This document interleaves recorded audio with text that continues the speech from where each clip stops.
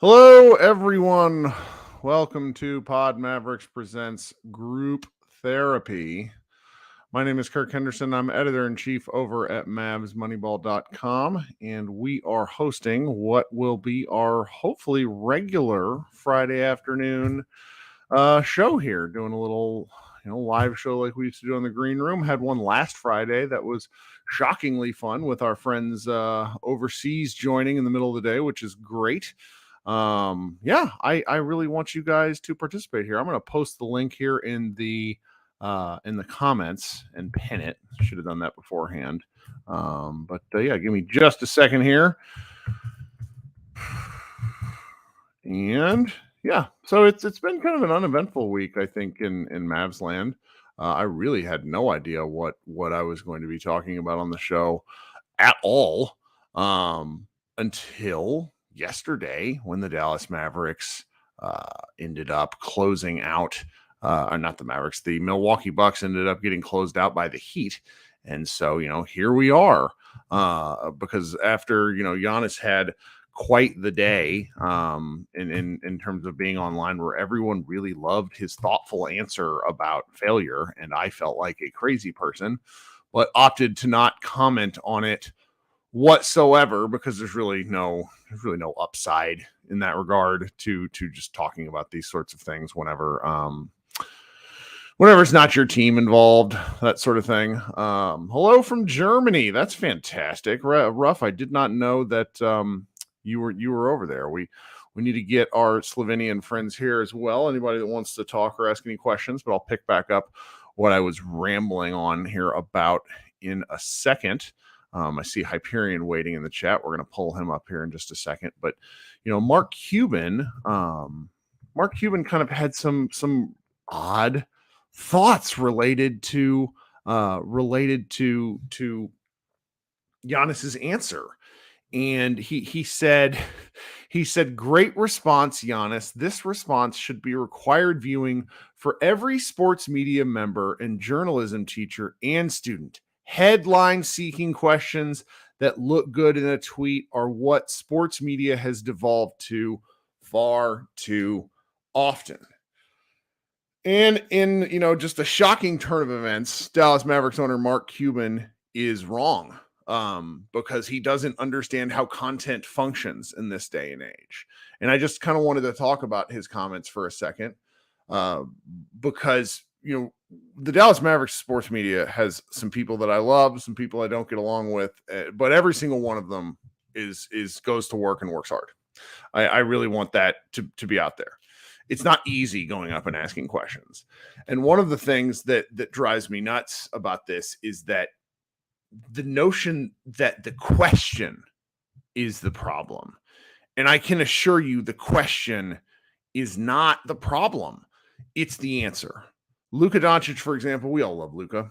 Luka doesn't like talking to the media, doesn't really like giving detailed answers because there's not a lot of good that can come out of detailed kind of narrative related questions. Grant Afseth does a good job at asking basketball questions in relation to things that he sees on the floor. But a lot of times these guys don't actually want to answer questions. Friend of the show, Matt Moore, or enemy of the show, Matt Moore, depending on your point of view, once told me a story about how he asked Kevin Durant a question about basically asking him to explain something and why he did the thing that he did on the court in a particular way. And Durant basically told him to pound sand, that he wouldn't understand because he's not a basketball player. And that sentiment from basketball players is actually a lot more widely held than you can believe, if you'll grant me that, because these guys are superstar athletes. They do stuff kind of on instinct. The explanation of how they do a lot of things, for some guys, getting into the weeds of why they do what they do isn't interesting to them. And so, of course, Cuban goes on to share some hokum nonsense from Chat GPT, where he goes and asks, you are an NBA sports reporter. You are asking questions to the star of the top rated team in the conference that just lost a first round playoff series to a lower seeded team. What questions will you ask him? And proceeds to share that sort of thing with comments like, this AI could get a job in the business. Now, that shit killed me, because one of the reasons that ESPN's that he refers to himself as Banned McMahon was so removed from the American Airlines Center credentialing process for a while was because Mark Cuban was trying to make a point about future AI stuff that was coming. Like he thought that AI write-ups and things like that were going to basically remove the media from the process, and that they weren't going to be able to like sports coverage would basically go away, and then sports would kind of go, start to go away as a result. It was a really weird argument. It was like 6 or 7 years ago. But now, of course, Cuban likes computer generated AI. Because he's getting criticism from the local media. And if you're getting criticized by the locals, then therefore you can't, we got to get the media on out of here. Of course, that led to friend of the show, my co-host and co-editor over at Mavs Moneyball, Josh Bowe, seeing this, getting kind of pissed off, going to Chat GPT himself and asking Chat GPT, I am the owner of the Dallas Mavericks. One of my best young players, Jalen Brunson, is a free agent. He has been offered a large contract by the New York Knicks. My only option is to outbid the New York, or I lose this player for nothing, setting my team back during a critical stretch where I want to be a contender. What should I do? Should I re-sign Brunson? And the answer that ChatGPT gave basically showed that the Mavericks shit the bed.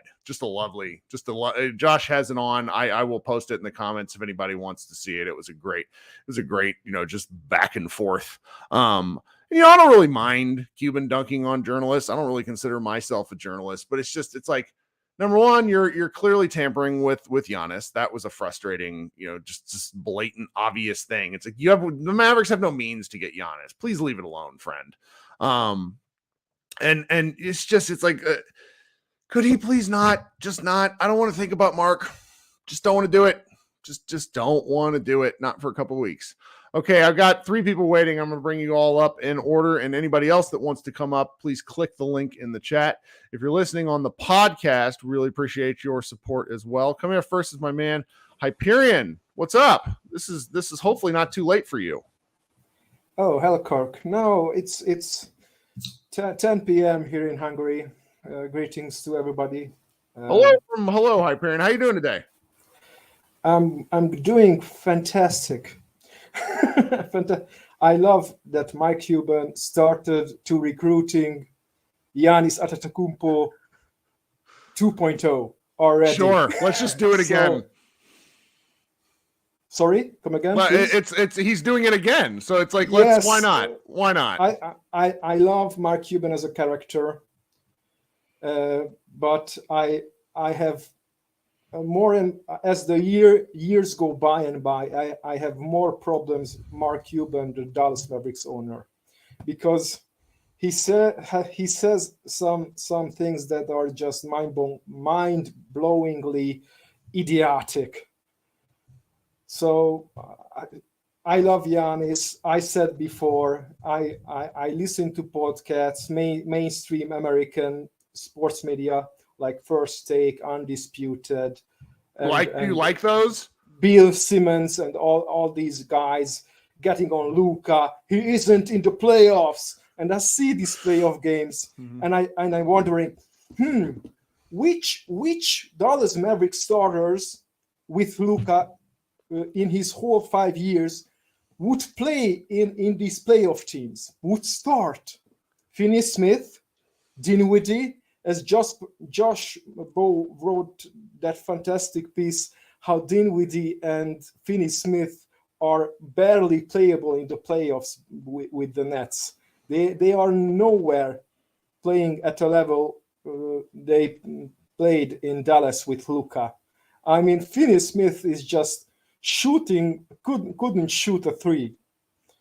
And Dinwiddie was nowhere near efficient enough like he was in Dallas. It was remarkable. I did not, I have to rethink everything I thought about Dorian Finney-Smith.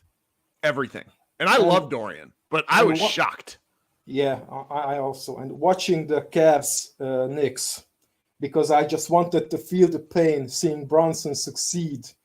And all this, his father was the reason we lost out to the Knicks. Holy, forgive me my wording by cursing, but holy shit, how can Cubans say such things, that his father was the problem. So the Cavs team that had so many talent, Mobley, Allen, but their offense was just awful. And I think it's safe to say at this point that Donovan Mitchell isn't a playoff winning player.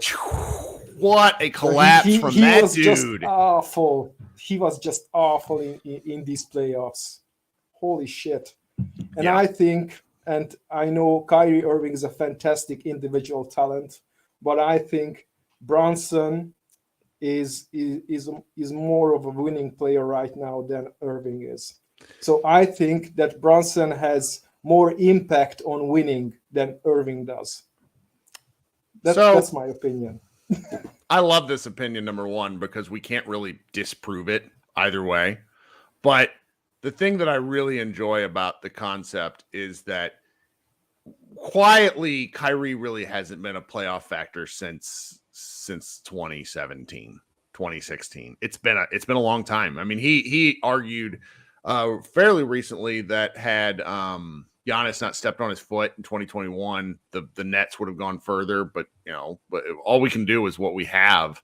Man, it's a fun take, though. I will simply say that what I just, it's not that I wish that we had both, but it's just it still hurts to see Brunson doing what he's doing.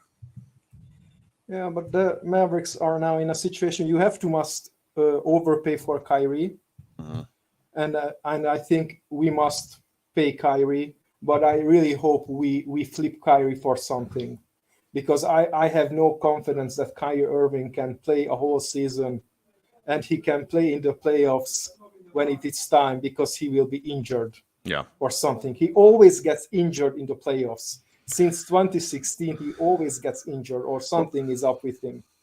So I have this fear that I am okay. Okay, you have Luka, you have Kyrie, but then again, you need so much defensively good players around them.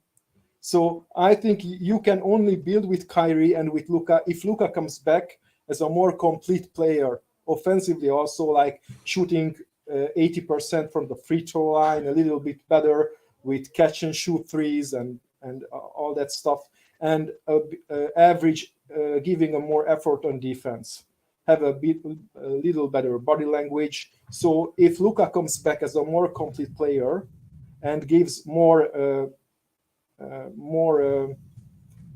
interest in playing a little bit defense, then I'm okay with Kyrie and Luka playing together.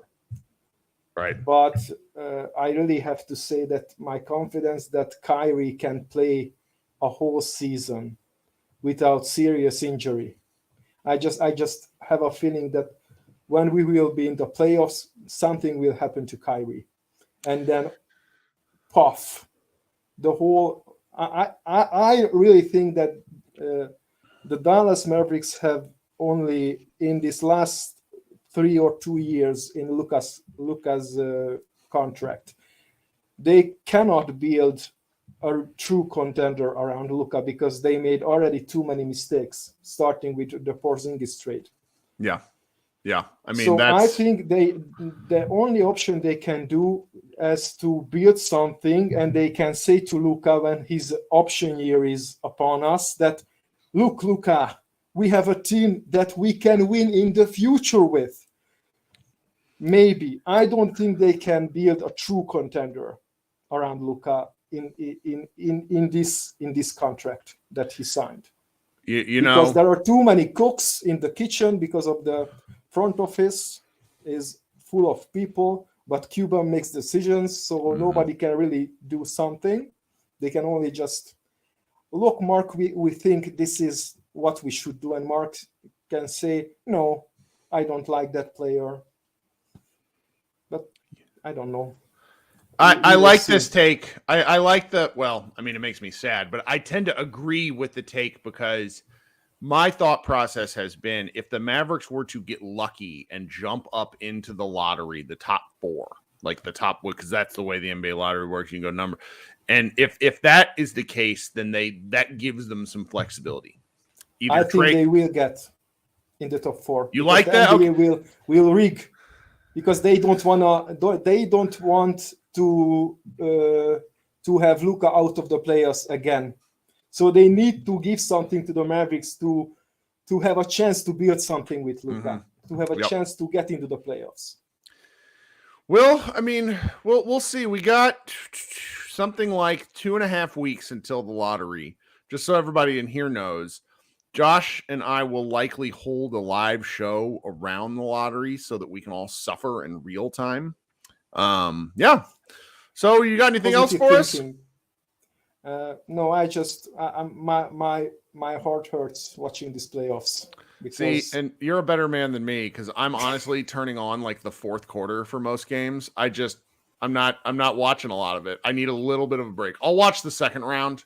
Our guy Ben Zadel's waiting to come up. He's a Mavs Moneyball writer, and he's been watching the first round like every game, like a true sicko. And I'm looking forward to hearing him rant about that. So, well, thank you so much for joining us. Hope you come back. Yeah, I will. Thank you. All the best to you.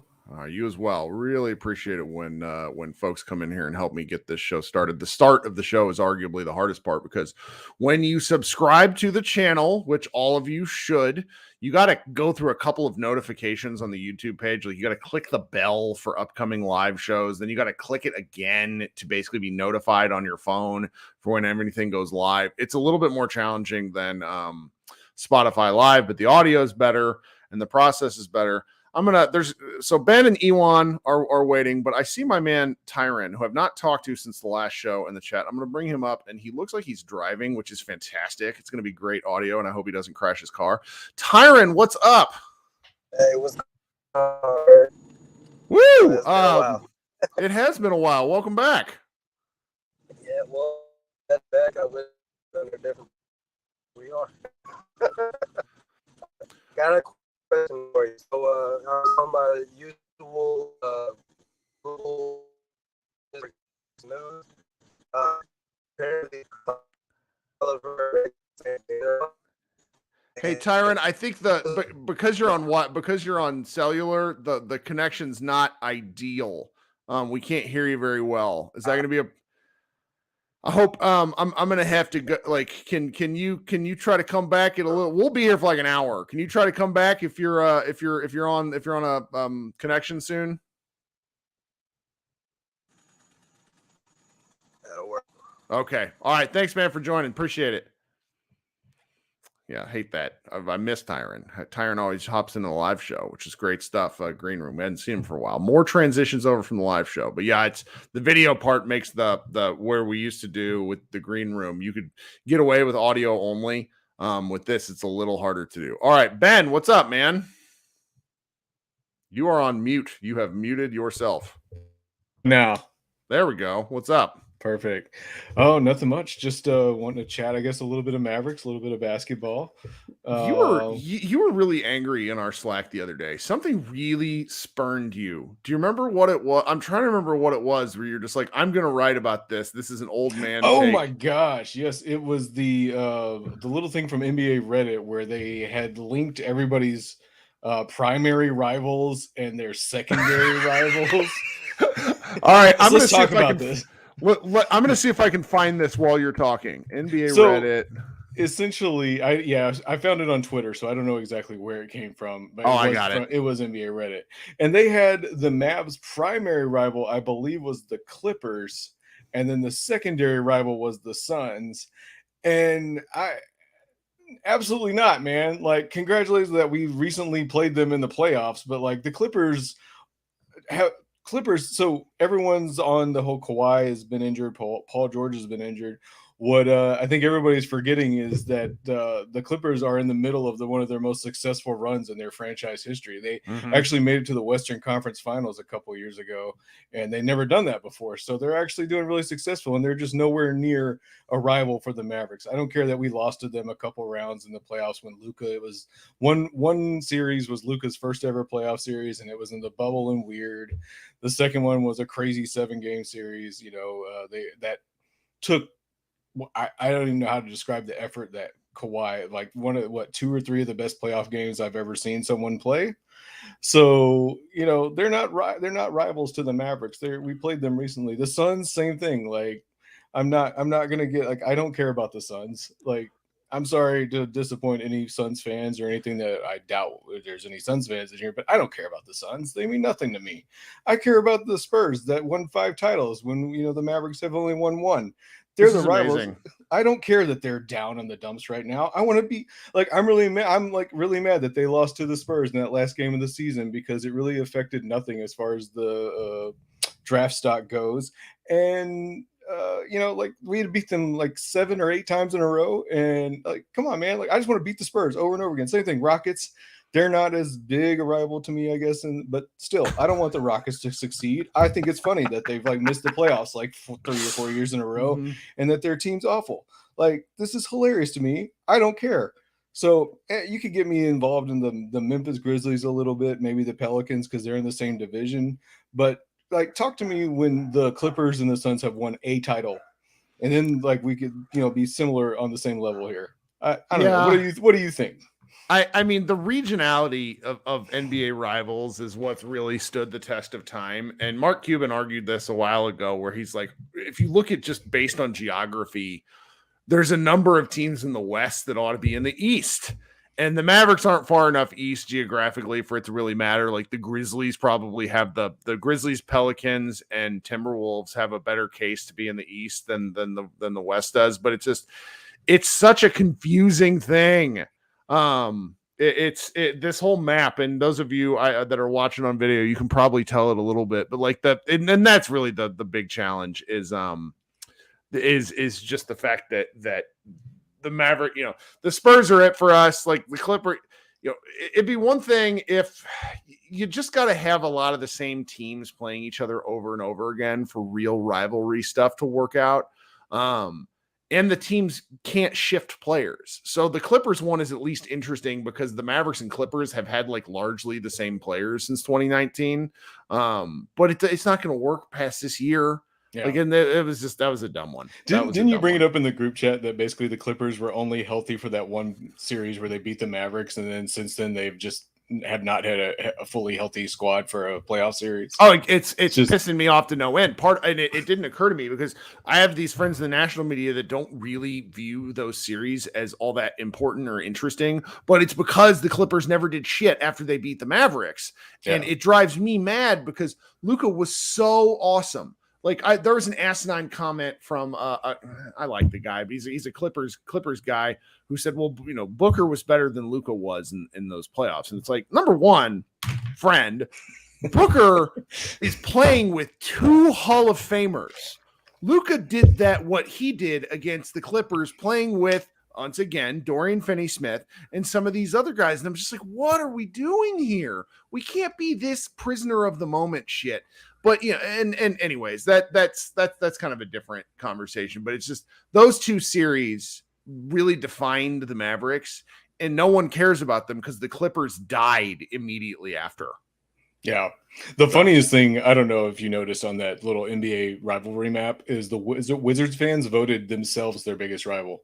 Oh, so let me look at this. Maybe we can switch over. Let me do my share screen again. I'm still getting like, if we had a producer like doing this sort of thing, hopping in and out, but I'm always kind of doing this by myself. Let's see here. So we have the Wizards. Yeah. Oh yeah. They chose themselves as their rival. I like that. Typical Wizard stuff. So it's good. It's great stuff. Great stuff. Okay. Well, I'm glad you got fired off about that. What else is on your mind recently? Jimmy Butler is always on my mind right now, I guess, man. Like that guy, that's incredible. I like Jimmy Butler going into this playoffs.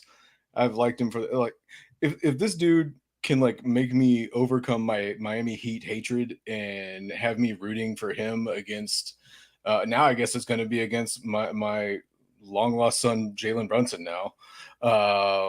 Like, man, like I hate the Heat. Like you want to talk about like rivals and stuff like that. For me, I guess it again is the Spurs and the Rockets, but it's also the Heat. Man, like it's just fun watching him. He can't shoot until he hits the playoffs. All of a sudden, I think Zach Lowe in his podcast today said something about as soon as it turns to tax day hits, all of a sudden Jimmy Butler's shot returns. That's a great take, because he really is awful at shooting from three. He's not good, but somehow even when he's not good from three, he still ends up with like 30 points somehow, and it's just he manufactures these buckets. I love watching guys that kind of like Kawhi, that it doesn't really matter where they're at on the floor. They just find a way to get like 28 points and 6 assists and 8 rebounds, Yes. So just really fun watching him. And I hope they at least get to the Eastern Conference Finals. Really don't. I mean, I really like Brunson, but I just don't want Knicks fans to experience any success right now. That's just me being petty and bitter. Sure. And then I think the Nuggets are going to beat the Suns in 6. I think the Suns are just a little too discombobulated, and if the Clippers had been fully healthy, even maybe if they had just fully healthy Kawhi, not even Paul George, they probably might have lost to the Clippers. So.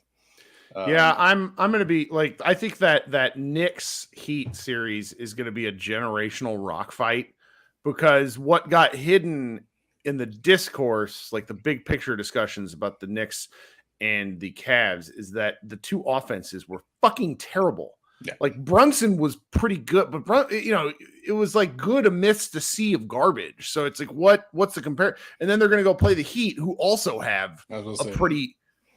It's going to be terrible. Yeah, they're not exactly a juggernaut.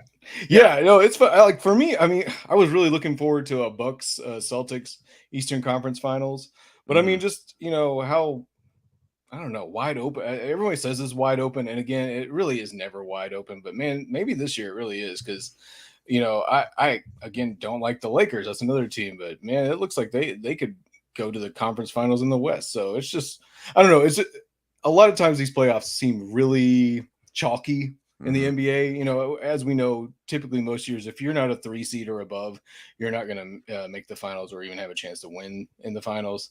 But this year that seems out the window. So it's been fun. Looking forward to the second round. Any Mavs takes on your brain, or are you just kind of looking? Are you? The only Mavs takes I have in my brain is I keep trying to figure out ways for them to completely just turn over this roster, and it's really hard. So I keep getting kind of stuck. A Kyrie Irving sign and trade seems like a really good way to go, but I just don't know what. I can't, imagine up scenarios. So. Well, I one of the things I found particularly interesting is our friends over Locked On, Nick and Isaac, are really focused on the trading of the pick. And I can see, at least on the social media elements, it's kind of making fans mad, because we hosted a poll at Mavs Moneyball. Do you want the Mavericks to draft someone if they keep the pick at 10, or do you want them to trade it and get a win now player? 2 out of 3 people responded with they want the Mavericks to use the fucking pick, because we're all tired of watching also rans and guys that were undrafted. We want pedigree talent.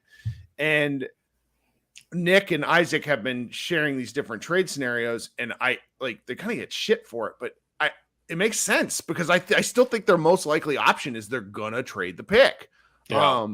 Which I fundamentally drives me crazy that they're gonna trade the pick, but I understand the logic.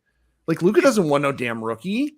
Right. And I've said many times, I fall into that camp of I'm really not interested in a rookie learning for 2 to 3 years and then maybe eventually being ready. But I don't know what kind of player you get for one first round pick, or even if they involve the one other pick that they can trade. I don't know what kind of player that you can get for those 2 picks, and maybe throwing in Jaden Hardy. But if you're going to throw in those 2 picks, you'd probably like to keep Jaden Hardy just to have one viable offensive threat who's under a good contract. I think Green goes before Hardy. Because he's going to get his deal. We're too far away from free agency, but he's eligible for an extension, and his deal is going to be really fascinating, because fellow friend of the show, Bibbs, Mike Bibbins, did something to the effect of saying during the season he thought that Green is going to get 4 for 48. Which threw everyone into a blind rage, myself included. But then Green actually played well enough to where I thought that would make some sense. And now I'm thinking about it, and I really think they get him at like 4 for 36, like something where it's like 9 to 10 million a year with the scale that goes up. And I think I'd be fine with that because he's a starting caliber player. He is a rotation top 6, top 7 guy. He just has to get better at some things and fix some things. Yeah, I think if you've got a guy who's in your, like you said, top 8, even top 9, like 9 million is really nothing. So that's what I was thinking, is maybe somewhere along the lines of Maxi Kleber's deal, which I think is like 11 million a year or something around those. Like that's probably on the high side. So yeah, I'd be fine with that because that's really tradable. Because that's really what you want to get. You want these guys to have tradable contracts because everyone gets caught up on cap space and things like that, and it's really just more about, can you, if it comes to it and you need to make some space, can you trade this guy without having to attach a pick? Like, for instance, Tim Hardaway Jr. is one of the guys that people really, kind of don't enjoy. But his contract, I think he's got 2 years left, and it gets lower in value every year. And for what he does, he shoots. He looked good this year. I mean, he was like career low in 2-point percentage because he just can't dunk and make layups to save, like his entire existence. But 3-point shooting, he's still, his willingness to take those shots, it's important. Yeah. So, like I said, you can trade him. So that's, for me, as long as they lock up Green to a tradable contract, then it's fine. That's good stuff. Yeah. Well, thank you for taking part of your Friday. You got any thoughts for us before you go? No. Have a good weekend. Watch some playoff basketball. Go Stars. You're the man. Talk soon. Ben writes, a ton for Mavs Moneyball, has been invaluable to our team. Grateful to have him. All right, I see Tyron back at it. We're going to get him, and then we're going to go. Ewan is going to close us out this Friday. Ewan, thank you so much for waiting. But Tyron, welcome back to the show. What's up, my guy? All right, can you hear me this time? I can. You sound better. Thank you. All right, awesome. Sorry about that earlier. It happens. Sometimes it works remotely. We had a guy in here who was like literally driving his car around and like holding the thing up. I was like, do not crash your car. And it worked fine. So what was the question you were going for? Well, recently, I guess Greg St. Jean and Christy Tolliver are leaving us. Is Christy Tall? I didn't know Christy Tall. Shit, you're breaking news here. I knew Greg St. Jean. I missed the Tolliver thing. Yeah, but I mean, my question is, we have 1,000,001 coaches on staff. What do they do? Oh, well, it's a great question. Tim Cato wrote about this. And during the season when there was like 9 of them at one point, and when what it said to me, and Mavs Moneyball, we employ, we have like 20-ish people that help out. But there's a hierarchy of like what people do because it's the only way we make it through the season. And I'm sure that they have some official and unofficial responsibilities, but as an outsider, what it looked like to me is that there were a ton of coaches to spread around responsibility so that whenever shit went wrong, you could go, well, it's his fault. It's his fault. It's her fault. There was nobody responsible for anything. They were very, kind of high on their own supply after they made the Western Conference Finals, but I don't know. Like it was bizarre. Yeah, it's really, really, it's almost embarrassing, almost. And my other point was, we got this guy from Utah, and I'm kind of like what you said earlier this week. I don't like to speculate on speculations, but it's almost like the Mavericks go and get people that have been, they've done something, or speculatively speaking, they've done something.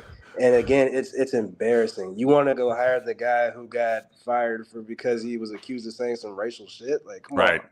Right. And I don't know if this was reported anywhere, and I could be speaking wildly out of pocket, but I feel like I heard somewhere that they were considering it 2 years ago because he's been out of the league for a while. And it's kind of like the Haralabob thing, where Haralabob was a informal advisor to the Mavericks for a while until they hired him. And I just, there was I talked about this, but so I apologize for repeating myself, but that Kevin Sheridan article in the Dallas Morning News, which basically was like, well, why are you bringing him in? What do the other people do? And that's what kind of drives me nuts, because the way Cuban runs the organization is very top down, which I don't hate. But then from the top down point of view, you would expect guys to have like mapped out responsibilities. And that's what we can't figure out. And maybe we don't need to, maybe it's none of our business, but it does present a lot of confusion.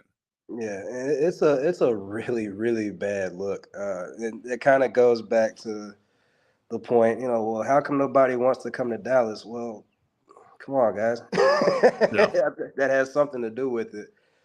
Anyways, that's all I have. I really look forward to the off season because I like seeing things get shaken up and seeing the different transactions go on and just add some excitement to our seemingly boring team. Yeah. But God, we're off to a bad start, Kirk. Part of it's the waiting, though. That's the real challenge. Like, Yeah. we've had multiple years. The last time the Dallas Mavericks didn't make the playoffs in a regular year was 2018. We've just had a long time, 2018, 2019. None of us, frankly, the technology, I wasn't good at it then, so we didn't do anything like this. So it's like you get offline. You really just start to spin yourself into a cycle of, like, concern. And there's not – we'll once the playoff, like the lottery will help suss out a whole bunch of things about whether we need to be extremely negative or whether we have enough stuff to kind of hope and build for the future. That decision tree helps a lot because I've had a hard time even wanting to do shows because it's not, as much as I like speculation, it's almost reckless because there's so many options. Right. Well, so now we're just playing the waiting game. So we'll see what happens. You're the man. Thanks for trying to join again. I appreciate you. Yeah, for sure. See you, Kirk. Talk soon. Okay, so we're going to go back to Ewan. Hey, what's up, man? See, now you're not allowed to crash your car either. what's I'm up? some serious trouble with my lady, man. Yep. So what's it? Yeah, I'm just saying, the city's buzzing right now. I'm in New York City, so it's energy's crazy. All these Knicks fans are crazy, like, yo, Knicks in 5. It's just funny, man. It's just I have one of my good friends. We in a group chat, and he's a diehard Knicks fan, and he's just like, it's like everything's lining up for the Knicks to kind of do something. Giannis is injured. Mm-hmm. They got eliminated. It's like everything's kind of lined up for the Knicks to try to do something. So he's on a high right now. So I'm just like the Mavericks last year. Like there's a path. There's a real path. They should be excited.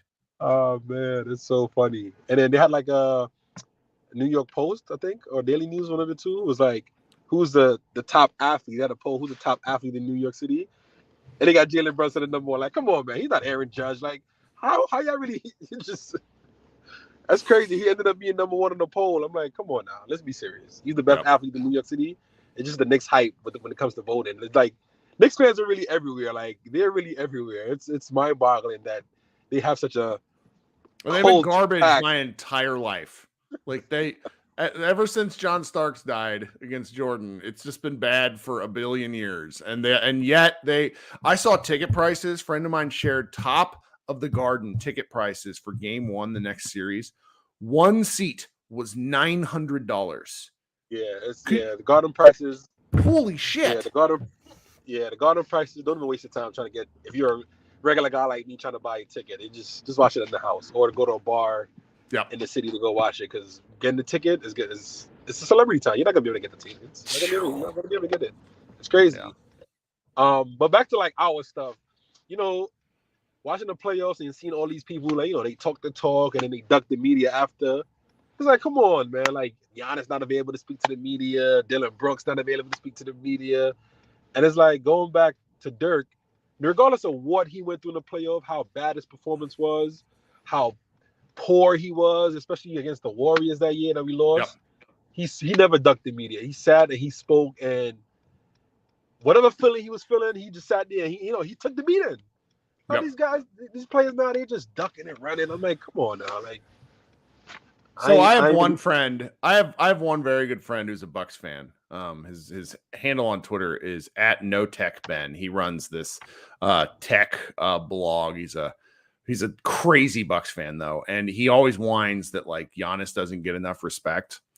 And yesterday's head patting of Giannis's answer just blew that shit off the water because I cannot think of another player currently or in the past who could get away with not getting excoriated for what happened because it's not his fault that they lost entirely. I would blame their coach. I would blame the medical staff for making him sit Game 3 when I bet he probably wanted to play. But he still has to wear it.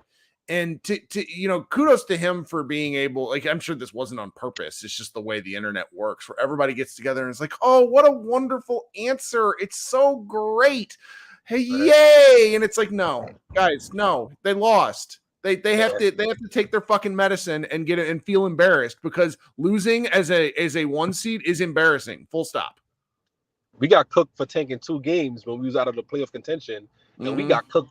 We got roasted for that. Like, so you got to take it. You got to sit there. You got to take the tough questions if it's a tough question, and you just got to answer it, and then come back the next year and be better.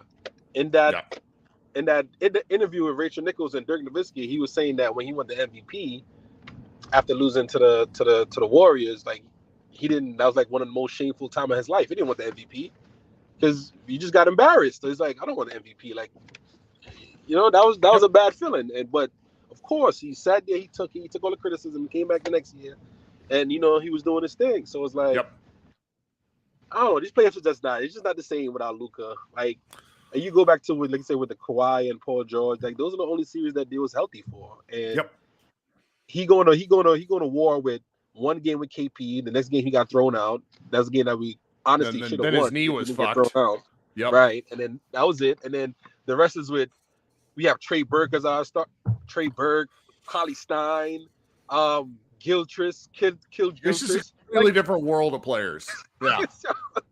Like, this is what he was going to war with against Kawhi and PG, and he was still giving them buckets. So we know, like, Luka's an all-time, world-time performer, especially when it comes to, like, a closeout game and a must-win game. Yep. He's going to go down swinging. So that's just something that I miss right now in the playoffs. And I mean, lastly with the Knicks, with Jalen Brunson, I mean, I don't got none. I'm rooting for the guy. But every time that we play Knicks in the last 2 years, like, you can tell what they do that affected us, that caused us to lose those games. Their physicality, second chance, rebound. And all Jalen Brunson did was plug himself in that situation. He don't got to worry about nothing. He don't got to worry about doing anything extra. He just got to score the ball. Maybe make some assists here and there. But his primary thing is to score. If people watch the game, they can see that this possession where he pounds the rock like Luka. And you don't hear that being, talked about on the media. You don't hear that being discussed. But the Knicks are just, they have the team that's already built. They have the hustle players. They have the rebounders. They have the physicality. They went and got Josh Hart for a bag of chips. So it's like think about these trades that happened, Kirk. They got Josh Hart for a bag of chips. The Lakers got all that for another bag of chips. It's like, it's crazy. Yeah. So it's just, I don't know. They just, like I said, I don't know how we're going to be able to get to, this level when we have all those kind of players, those impact players, those dirty players like the Knicks have. But that's what we need. Somehow, some way, that's what we need. And I'm pretty sure the Knicks not going to let Josh Hart leave. Nope. Whatever money he gonna get, they probably gonna try to pay him that money. So it's kind of like, I don't know where we're gonna go, but I don't know either. I've referenced this column a couple of times, but it's primarily because there's just not a lot of content right now. But for D Magazine, I want to say he was an analytics guy, one of their first ones, Brian Damaris, who's occasionally on the broadcast. I don't really know. Like, he worked for the Mavs. Now he's like a pseudo media member. I guess he wrote this column where he's like, this is the offseason blueprint, basically what he thinks is going to happen. And he kind of soft sold the fact that he thinks the Mavericks are going to bring back a lot of these guys. And I'm just like, they can't fucking do that. They cannot come back with the same guys. We can't. They have to do stuff. It has to be a wild remake. It happened between 2003 and 2005 with the Mavericks. Wherever it happened again after 2007, after the Mavericks lost in the playoffs that year to the Warriors. You just have to remake your team in a significant way. And I think they know that. I really do. But it was just frustrating to see, because it's like, oh, well, what we're gonna do. And then I'm paraphrasing here and I'm being an asshole. Right. But just to paraphrase, is what we're gonna do is to consider doing the same fucking thing again. I just can't. I can't anymore.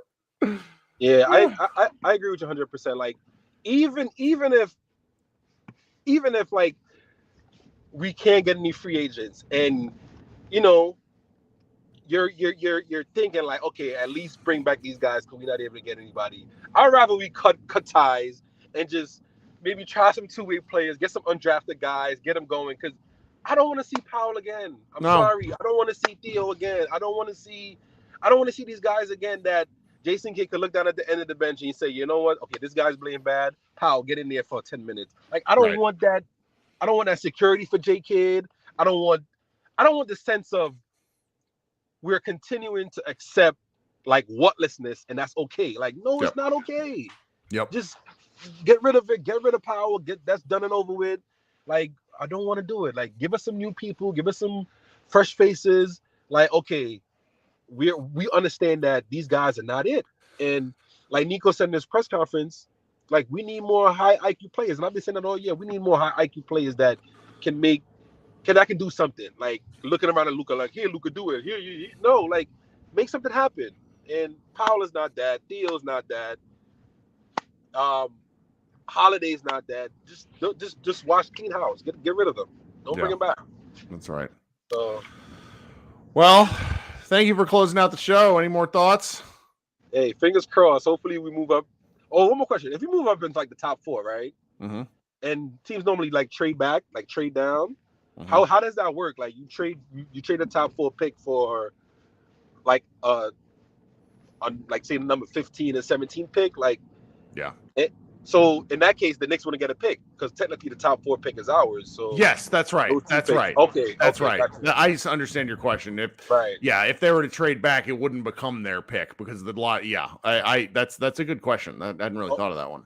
Okay, yeah. So that might be a route if miracle happens, we end up in the top 4. Maybe they can trade that pick for somebody valuable, and then maybe recoup a pick later on in the first round, and then use that to pick somebody else to fill another need.